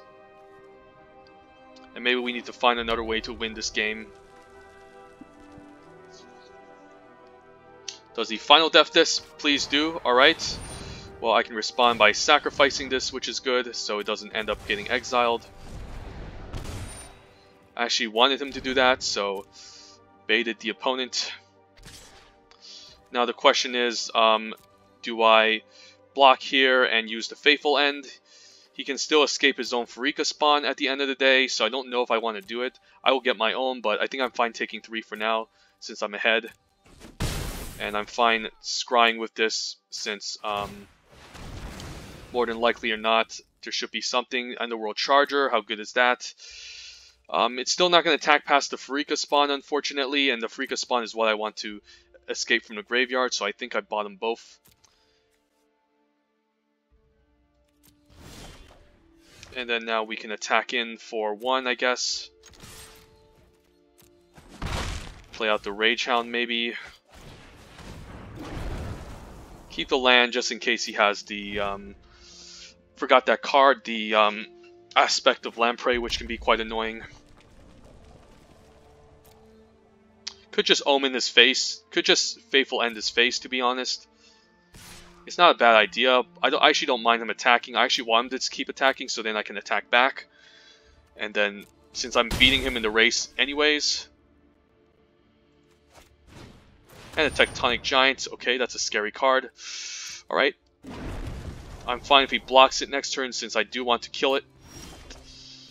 I can of course just chain together spells like the Omen of the Forge. I think I'll attack first since I don't really care if I lose this Underworld Ragehound. I mean, he does get a trigger off of this, which is pretty annoying. Since, yeah, it's pretty annoying. He does get the trigger. Yeah, it's gonna get targeted. And do I Mars Grasp here over Omen of the Forge? Maybe. And then I guess I can play out my own Pharika spawn. Yeah. And he still gets to exile 2 cards off the top, so that's not looking very good for me. But I think I still have to do this, otherwise this Tectonic Giant is just going to win him the game.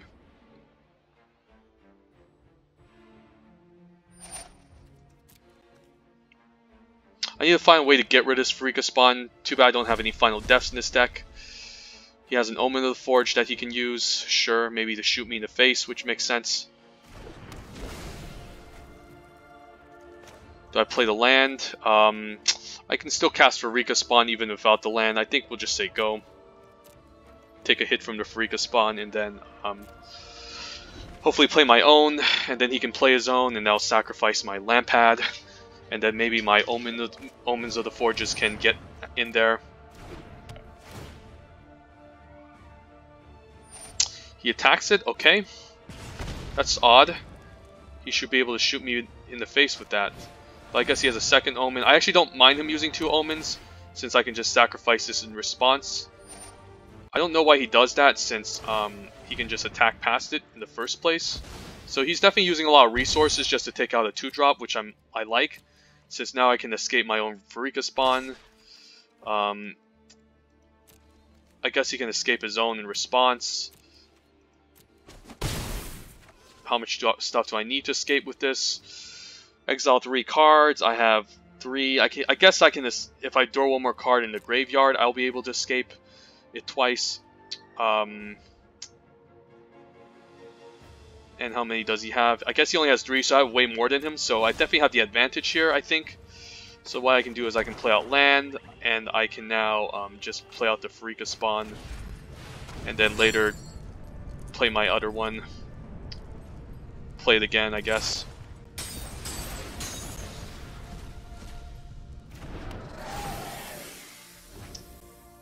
Oh, I guess it's a non-Gorgon. Okay. Alright, it only exiles non-Gorgons. Okay, that's really nice. So now I can start racing him. And I don't really want to kill his own Pharika spawn, so... Oh, I guess he has another final death here. That would be pretty bad. So I do need to keep up the Final Flare maybe, just because he can exile this potentially if he top decks the Final Flare. So I do gotta be careful in this matchup. Okay, a Mars Grasp. Okay. That's actually not bad, and I don't mind if I trade this off again. Sure.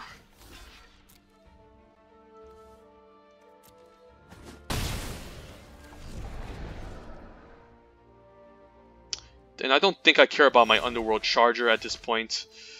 So now what? Could just play out Anax.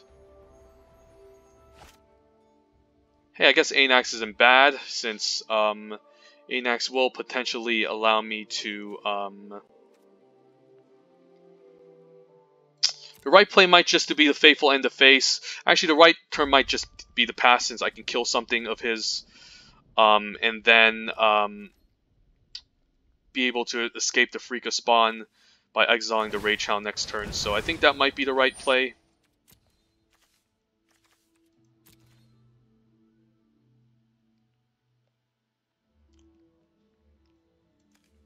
This game is a pretty interesting one.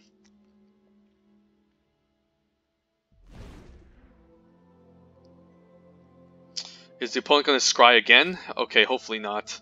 Alright, so he's not that bad.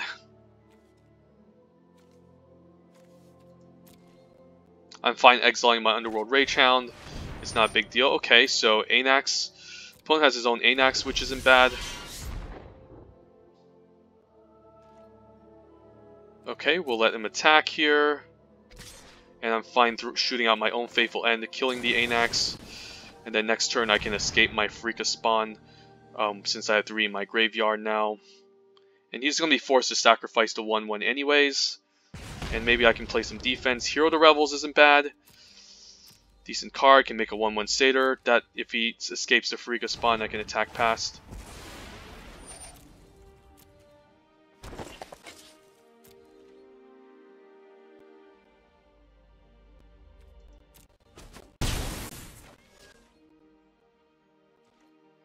Don't think I need an Omen. Alright, the Pharika spawn looks good here. We'll just escape it. Put up a big wall, play defense. Don't think I need the Underworld Charger anymore, since the Pharika spawn is just a better card to escape.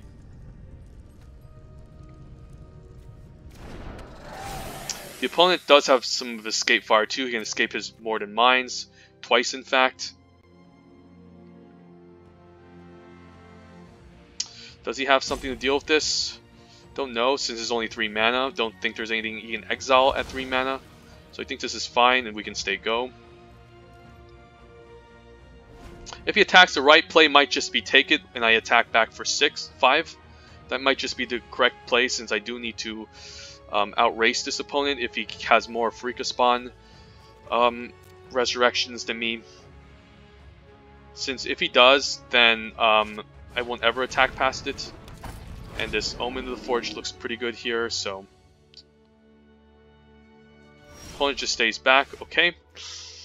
I guess this is a good turn to play out the heroes. I'll play that out. Do I attack here? Probably not, since again he can escape this. I do need to find another way to win though. I don't know how I can escape. I can get rid of Pharika spawn. Maybe I can kill it on his turn and then exile it with the Scavenging Harpy, which is in my deck, which is around 22 cards, so it's going to take a while to get there. So we'll just play defense for now. We're not going to try anything stupid. Since killing this thing will be pretty hard, to be honest. And if he attacks, I might just take 3 and swing both. And then if he sacrifices Omen to give this first strike, I can just Omen of the Forge him in response. So the right play might just be take 3 if he attacks, swing back for 9, gets back an Omen. I guess he's getting back to Tectonic Giant. Hopefully not, because that's a dumb card that I need to get rid of, and he gets it back. Okay. So this game is going to be pretty difficult for us.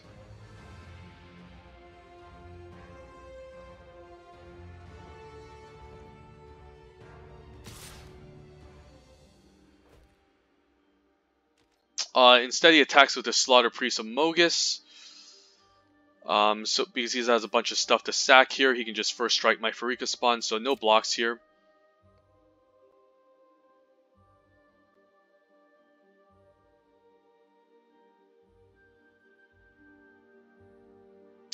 And I guess if he wants to attack me for 6, that's fine, since I have some good blockers up. Okay, that's interesting. Sure.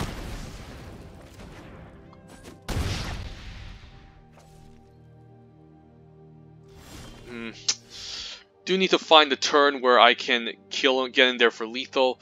So if I Final Flare here and attack for 5, I guess he'll just play out his Pharika spawn, which I don't care too much about. I could just block this next turn. I got a Portent that I can steal and stack with. The Hierophant can be fine just to enable escape. Maybe Anax might be the play here. But if I do that, then I won't have Omen of the Forge to punish him. So I think I play the Hierophant. I could just stay back, of course. Hopefully I don't mill my bird here, the one that gives me...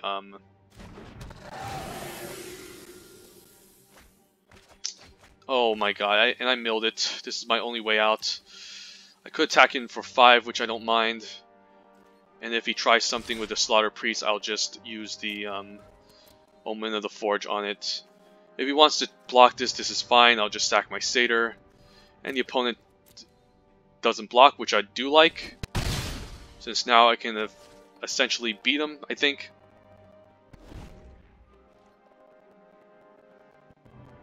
I'm fine blocking here, forcing him to use the First Strike ability. And then I'm basically I'm fine. He's attacking the Pharika spawn, so I do like that sign. So what we're gonna do is we're gonna block the Slaughter Priest here, force him to sack the enchantment, and punish him with the Omen of the Forge here. Okay, and he tries an Aspect, which, you know, it's the same thing, so we'll punish him here with the Omen of the Forge. He can stack this, but it doesn't matter, it's going to be at 2 toughness. So I potentially have lethal next turn, so he's forced to block. I guess I have lethal anyways, since if he plays this, I can then use Final Flare on his Tectonic Giant and kill him, essentially.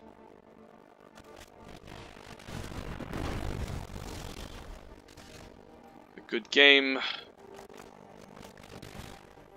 I guess I can Portent and steal it. So if I target this, it can deal 3 damage to me. Deal 3 damage to each opponent, but he's tapped out, so I think this is fine. We'll sacrifice this Tectonic Giant.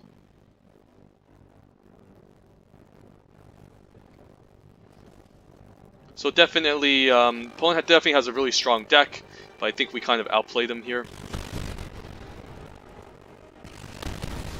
So he shouldn't have attacked with the Pharika spawn since he could have made into a 5-6, but we found the window.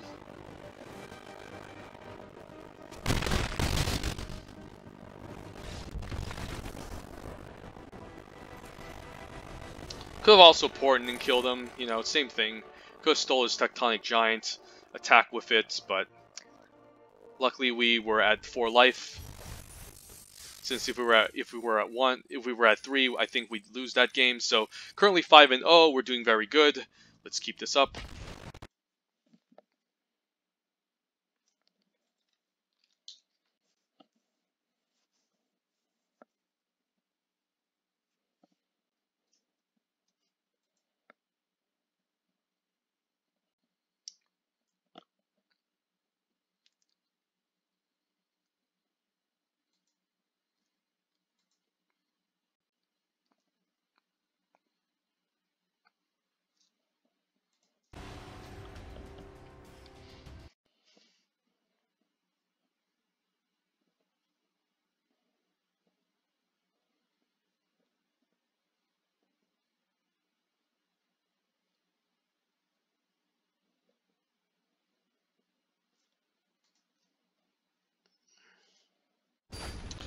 Alright, we're on the play. 2-drop, Omen of the Forge into Faithful End. Maybe Scry for a land we'll keep. It's not bad. Pretty good opening hand. And we just need a 3rd land drop, to be honest, since I can Scry for the Swamp. And a Hateful Eidolon off the top. Maybe it's correct to kill it, since if he Mars Grass, he can draw a card, so I think I'll kill it, since this card can be pretty scary. It does eat up a good removal spell, but I don't want him drawing a million cards with this, especially since he could just have a Mars Grasp to follow up with this.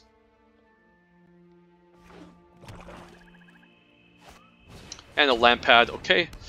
Find Faithful End target, but I think the correct play is just a Rage Hound. Maybe he wants to trade for it, that's fine.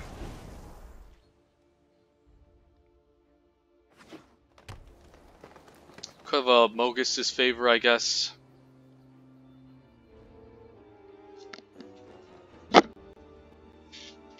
Black-green escape, okay. He probably has Mogis' favor. Okay, Mars Grasp. Alright, knew we should have fired this thing off, otherwise he was going to essentially get a million of those. Okay, Flummox Cyclops isn't bad. He only has 1 creature, so I can still block it this turn. But it's going to attack him for 4, which is a lot. So it's definitely going to apply a lot of pressure against the opponent.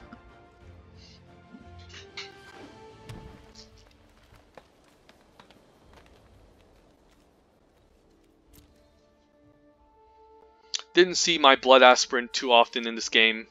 Wish I could have it, just so it can start growing when we play these sacrifice cards. Renata is really good, but luckily I do have a Faithful End to remove it. And I think I just do it now to avoid... I could attack if he does... he's probably not going to double block this. I think I need to attack here just to start pressuring him. And I'm fine just using Faithful End on the Renata right now, in case he untaps.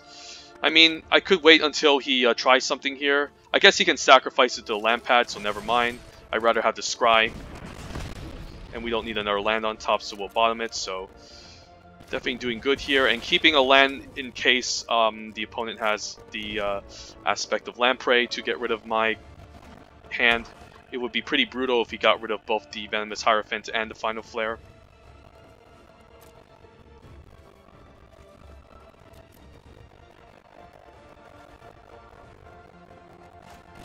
And his own Hierophant. I guess I could just Final Flare it.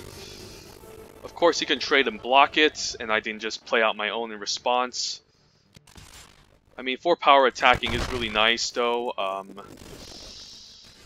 guess I don't mind trading, but doing 4 damage is a lot, and I can follow with the Incendiary Oracle, so I think I go for it here. And I'm fine if he uses the Lampad here to sacrifice. Sure, he gets value out of it, but at least it's gone. And the opponent does seem to have a pretty decent black-green escape deck. Now he's not going to get full value with the aspect of Lamprey. We can also just escape the Underworld Rage Hound if we want to next turn. Opponent has a bunch of graveyard fodder. Maybe to get... Hopefully he doesn't drop like a Voracious Typhon. I hope he doesn't. And basically the Chimera, the Loathsome Chimera, would be pretty bad here too, since it can block this Flummox Cyclops efficiently. But yeah, the Venomous Hierophant is such a great card. I had to use a Final Flare on it just to prevent it. Alright, this Pharika spawn is a little bit obnoxious. I definitely don't want to attack onto this, since he can just escape it back and start killing me. So I think the right play here is just to attack with the Oracle. And if he wants to block it, that's fine. It will get exiled.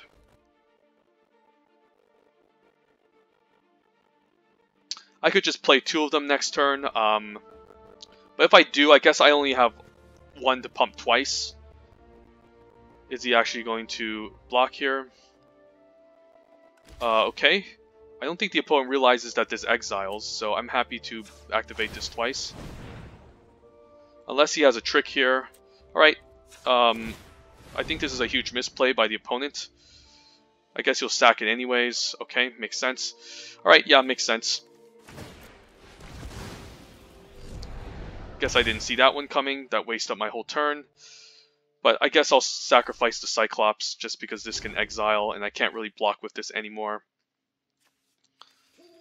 But he should have a lot of fodder here. He can escape it twice now. Maybe close to 3 times. So this game is going to be a bit of an uphill battle, to be honest. Dealing with Pharika's spawn is quite a nightmare.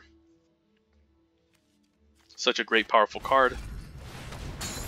So you really need cards like Entrancing Liar and the Final Death to deal with the Pharika spawn. And I'm fine getting rid of the Cyclops since it's not going to attack past the Pharika spawn. Here I think the Hierophant is pretty good.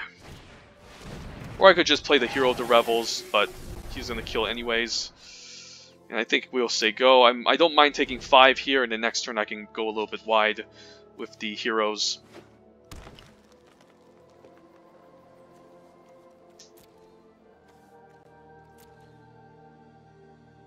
Because if I trade this off and then he just exiled again, I guess he'll just replay it, which isn't bad.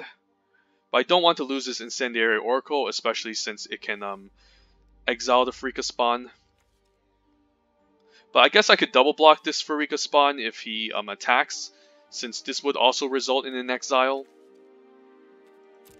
I guess last turn, if he had decided to attack, I mean, nah, actually last turn I attacked, so I think the opponent is careful here. So if he attacks here, I don't mind double blocking, since this is a lot of damage, and this would result in exile if he trades with this Incendiary Oracle. So I guess he's just gonna sack this and recast it again. I think the opponent made a bit of an error. He needs to sack it and recast it now. And if he does this, what do I get rid of? I could just get rid of the Incendiary Oracle anyways, since I have another one coming up. But if he has a removal spell, then it's going to be a bit of an issue. I guess he has a removal spell here, which is pretty annoying. Alright, a Final Death. Sure, at least I got rid of the Final Death.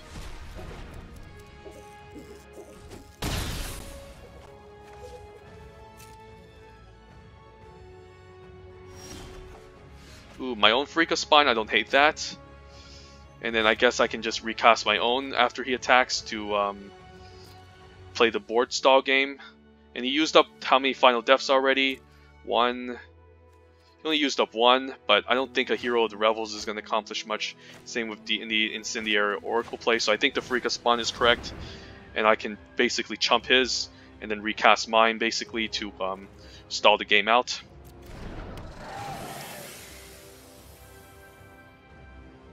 But I don't have 6 mana, which is an issue. So that's also one thing to consider. So I could just take 5, and then next turn I can play out the Oracle perhaps, and maybe potentially triple block this if I have to.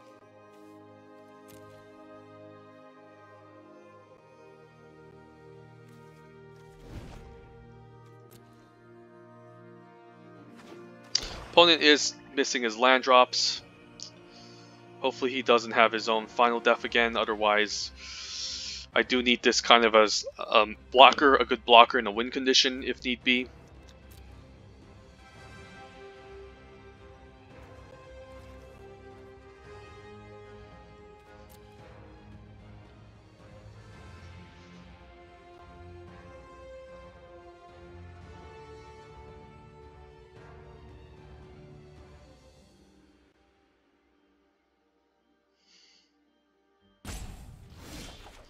Alright, the opponent just passes. I think he's afraid. That's a good news. I think I'll play out the Oracle here. Do I escape anything? Not really. I think I'll just play out the Oracle for now. So then I can start, I can keep this up if I need to trade. And then potentially keep this behind so the Pharika spawn. I can pump this, double block the Pharika spawn, and get rid of it. But if he attacks, I mean, I guess he can sacrifice this and force me to sacrifice the Incendiary Oracle. That's actually not a bad play. But then he'll be running out of sacrifice fodder eventually. So gotta be careful here. Omen of the Dead, okay, let's see what he fetches back. I guess he's gonna get back Renata. That makes the most sense since it's the best card in this graveyard. And he's just gonna sacrifice the Omen of the Dead. Okay, so the opponent can revive Pharika spawn at least 3 times, but he doesn't seem to be going for the whole sacrifice play Pharika spawn round. I think he might be just to get rid of the Oracle, which might have been a misplay on my part. Maybe I should have played out the Heroes of the Revel. But either way, he would have gotten it back.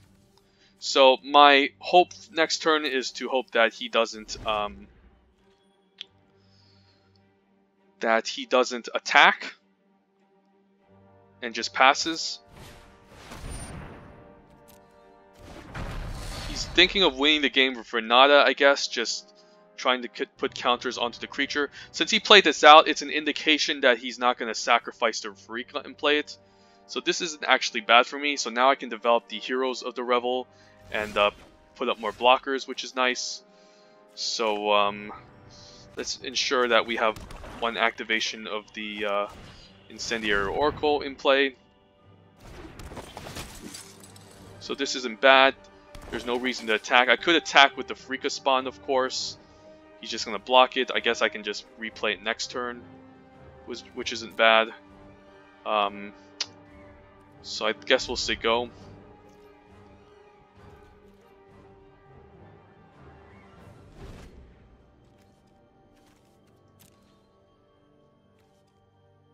And luckily I don't think I milled my Harpy yet, because if I can find a way to kill this Pharika spawn and exile with the Harpy, that would be really nice. I could just constantly attack with this Pharika spawn, forcing him to block and recasting it. How's attacking with the Omen? Don't think the Omen's going to accomplish much. I think I'm just going to attack with the Pharika spawn and just cast it, force him to sack a creature, and just start pressuring the opponent, since I have a lot of escape fodder. He can either take 3. I guess the smart play for him was to take 3. Pretty interesting, so we'll keep letting this happen.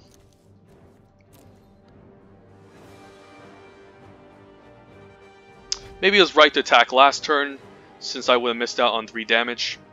But now the opponent knows my game plan of basically keeping this Oracle behind. Okay, that's annoying.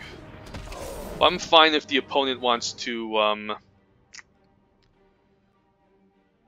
essentially an Elspeth's Nightmare. Okay, that's a powerful card. Targeting makes sense. That's fine, since he knows that this can pump itself.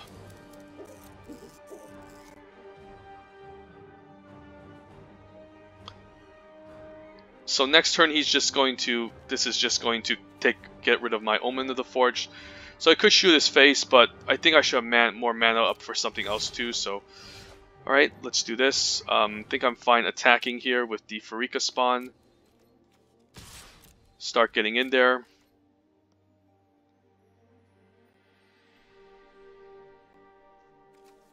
He knows I can just resummon it, so he'll just take it, which is fine. Then I can play Omen of the Forge to the face, which isn't bad.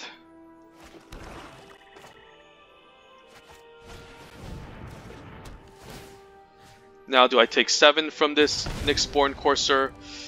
I could just make the Rage Hound just a chump block. I should have enough fodder. How much do I have in the graveyard? 3, 6. I mean, I don't hate it, just a chump block. It's not a bad idea. I could just take 7. The Lamp Pad is pretty annoying though, since it can drain. I could just chump block with this Incendiary Oracle, to be honest. Or this Rage Hound. I think the Rage Hound escape is fine. Sure, it's 1 escape, but I need something to block off this 7-8 if possible.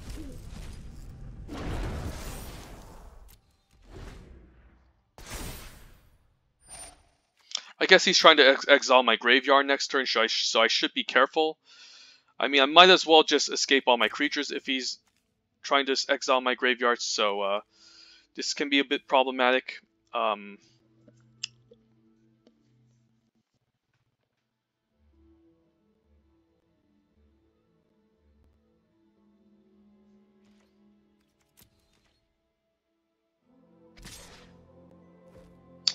think I'll chump the 7 here.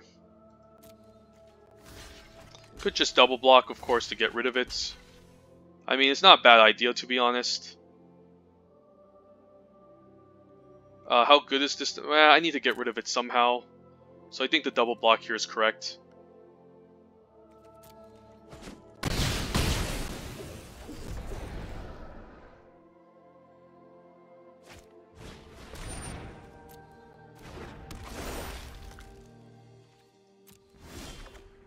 And again, I don't mind attacking the Pharika spawn here. Just getting in there for 3, and then I'll be forced to just recast, which is fine. I guess after this stops escaping, he's just going to start attacking me with his own Pharika spawn, which makes sense. So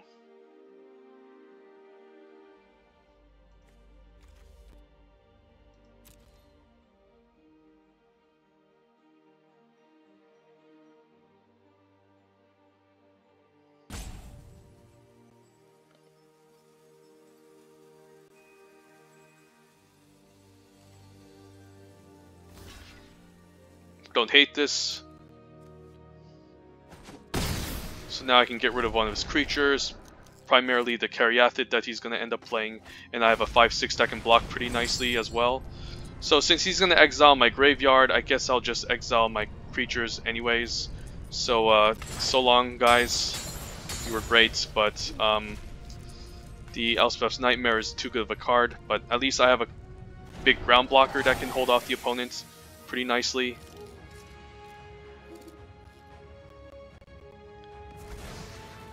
And then I can sacrifice this end step, just look for something that allows me to maybe get rid of this Pharika spawn, hopefully. I don't know what can though, since most of my good creatures are gone.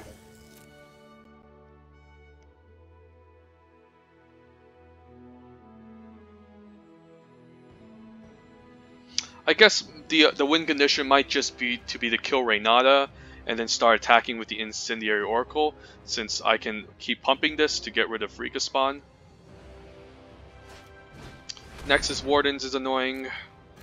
He's just such a good blocker, and it also blocks the Incendiary Oracle as well. And this can allow him to gain 1,000,000 life, so this might just be a game where we just come to decking, perhaps. And in scenarios like this, it's cards that I like. Ooh, Mars Grasp. I guess that can kill Reynada, which I want to do. And how good is Skovos? It is a fine body. And maybe I can use this to steal a victory. So I think I'll keep it like this. And we will easily Mars Grasp the Reynada right away.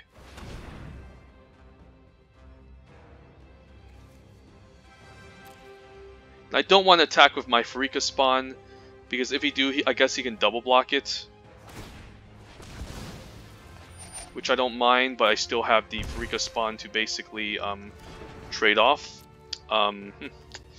It's actually not a bad idea to attack with this Pharika spawn.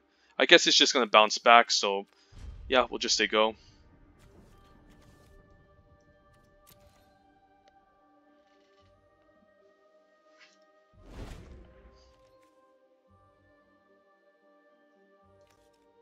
I guess the Skovos War Leader isn't bad, since I can just sacrifice Pharika spawn and then just keep casting it.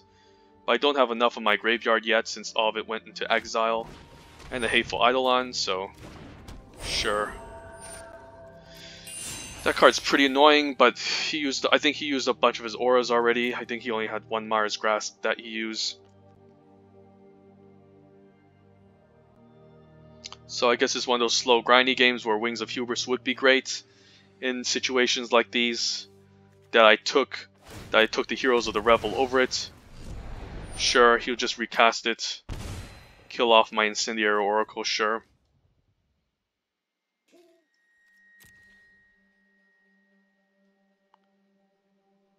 I didn't expect him to see that until now, I guess.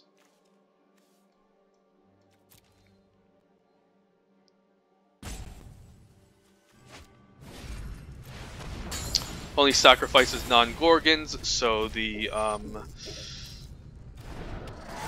Incendiary Oracle has to die, unfortunately.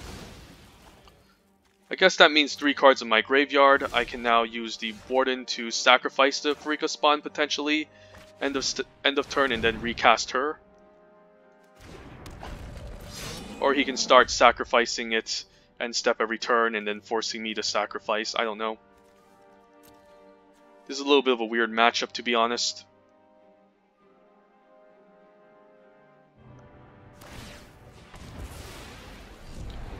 I mean, does it make a big difference if I am bringing this back and just killing off a Hateful Eidolon? Probably not. But it can potentially get rid of the Nexus Wardens. And again, I don't have any other escape creatures. But I do need a good blocker here, so... This is such a great uncommon, it's almost close to a bomb level card. But I do need the blockers basically not to die, so I think I need to keep back the Pharika spawn and allow it to stay back. But I don't think I'm winning this, since black-green is better in the long run. Ooh. Alright, Scavenging Harpy can maybe help me win the game, but I would need to kill off his own Pharika spawn. So I think for now we just pass, keep it in our hands. And we can't attack past this reach creature anyways.